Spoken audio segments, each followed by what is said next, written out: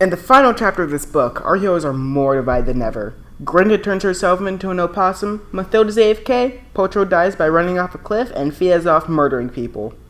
While in the woods, Argabella meets someone named Conan. Conan is very similar to Fia, whereas they're both around 7 feet tall, both are described as having dark skin, both are intelligent, and both characters are stereotypically good. It's encouraging to see Dawson and Hearn make their black characters both heroic and intelligent in a fantasy book where those kind of characters usually take a back seat to the white, all-good, virtuous protagonists.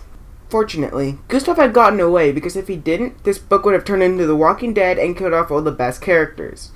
In his escape, Gustav finds a magical, glowing boot that he decides to eat and starts wishing he were human. This will be important later on.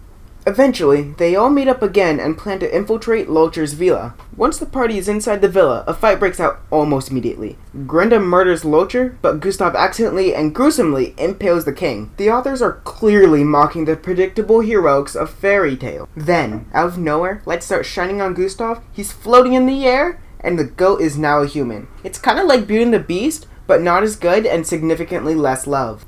Gustav is promoted king, making you think, man, these characters we're supposed to be rooting for aren't all that heroic. And you'd be right for thinking that, because it's not true in our world either. They go to the Tower of Borix, where they find the Pooh Boy will stay dead, that a curse is lifted from the castle, and the bunny becomes a human again. It's happily ever after for most, with the exception of Potro, Toby, and of course, the Farm Boy. This book is pretty much just a long novel with some other Disney stories sprinkled in, with significantly more goats, boots, cheese, and bread.